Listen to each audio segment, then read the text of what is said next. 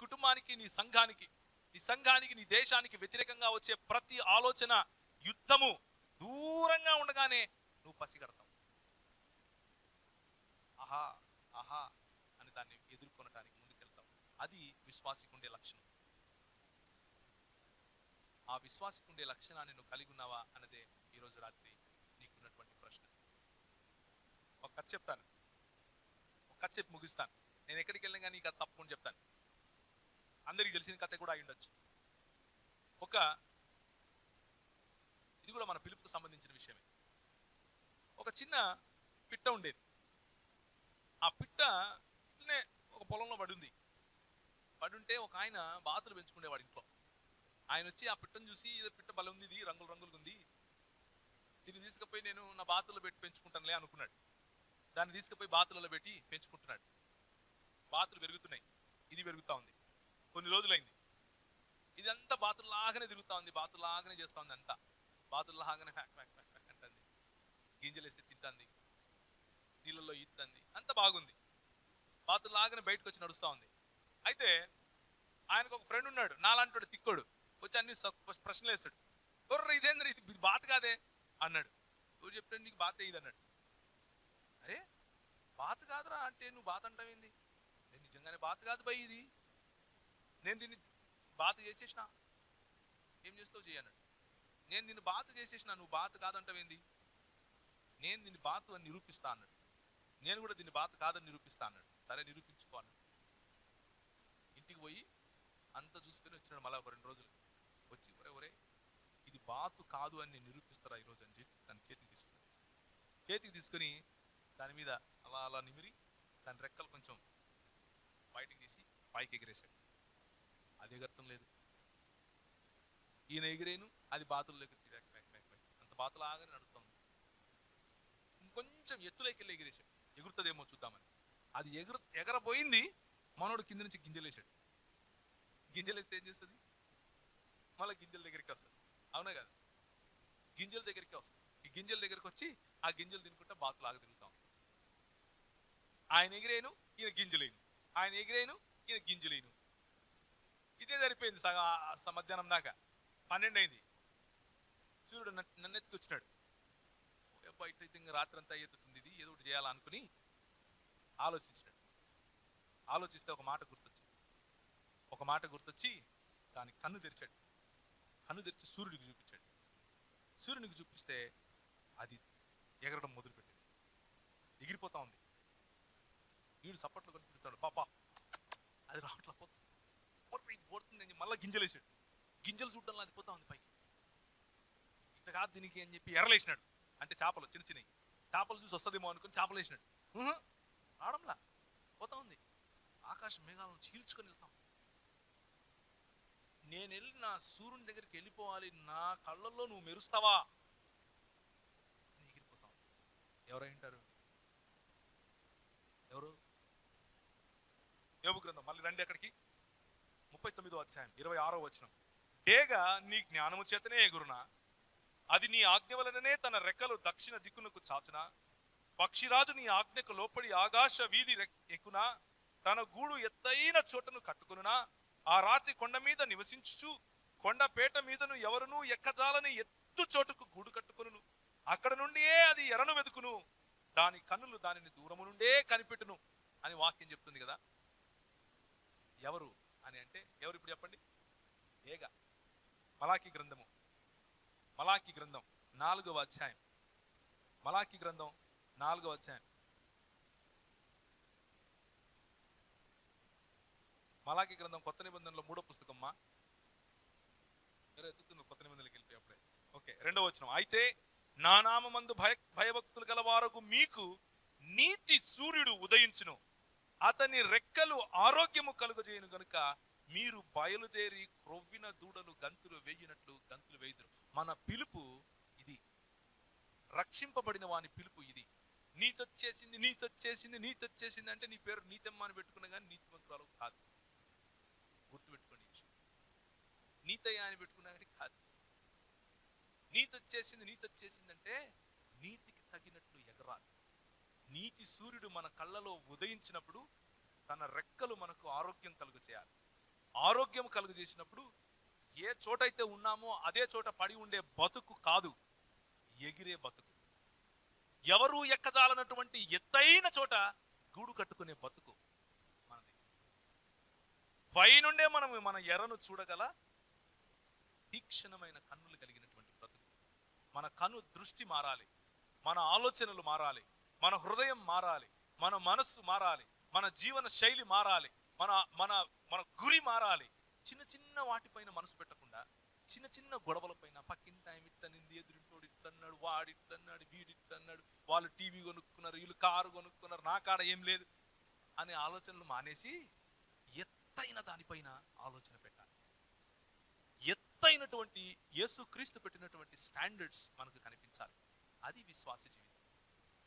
విశ్వాస జీవితం కింద చూసి బతికే జీవితం కాదు. విశ్వాస జీవితం పైన చూసి బతుకు. పైన నా దేవుడు పెట్టినటువంటి స్టాండర్డ్స్ నేను అలా బతకాలి. తలగా ఉంటా, ఒక్కగా కాదు. ఎలా ఉంటామ్మా? తలగా ఉంటా, ఒక్కగా కాదు. క్వశ్చనే లేదు, ఒక అయ్యే క్వశ్చనే లేదు. ఇది విశ్వాస జీవితం. నాలో నీతి సూర్యుడు ఉదయించాడు అని చెప్పుకునే వాళ్ళ జీవితం ఇలా ఉండాలి. రెక్కలు ఆరోగ్యం కలుగజేస్తే క్రొవ్విన దూడలు గంతులు వేయునట్లు మనము గంతులు వేయాలి. యెషయా గ్రంథం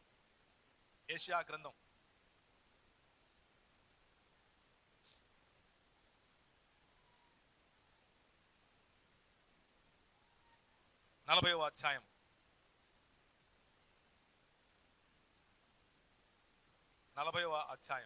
30వ వచనం.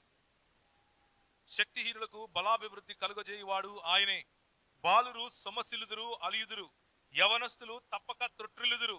యెహోవా కొరకు ఎదురు చూచువారు నూతన బలము పొందుదురు. వారు పక్షిరాజు వలె రెక్కలు చాపి పైకి ఎగురుదురు, అలయక పరిగెత్తుదురు, సొమ్మసిల్లక నడిచిపోవుదురు. ఎవరు? యెహోవా కొరకు ఎదురు చూచువారు. యెహోవా కొరకు ఎదురు చూచువారు నూతన బలము పొందుతారు.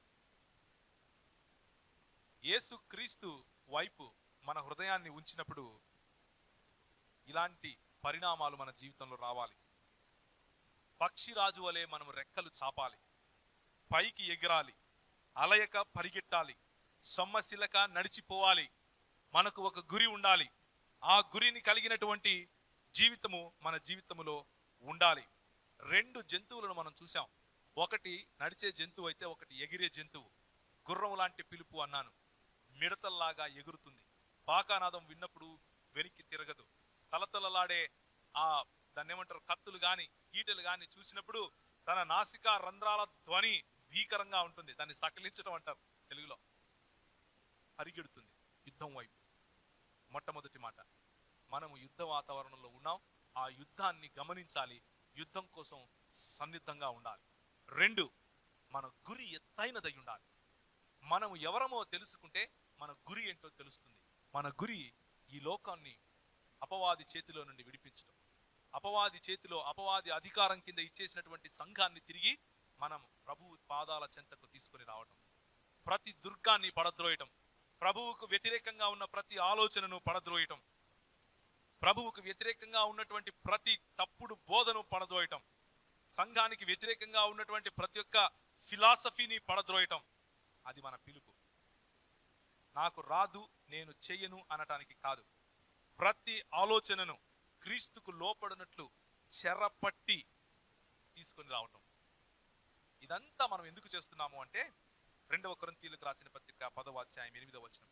పడద్రోయుటకు కాక మిమ్మును కట్టుటకే ప్రభువు మాకు అనుగ్రహించిన అధికారం. అపవాదిని పడద్రోయటం ఎందుకు అంటే సంఘాన్ని కట్టడం కోసం, దేవుని ప్రజలను సమీకరించడం కోసం, దేవుని ప్రజలను ఒకటి చేయటం కోసం.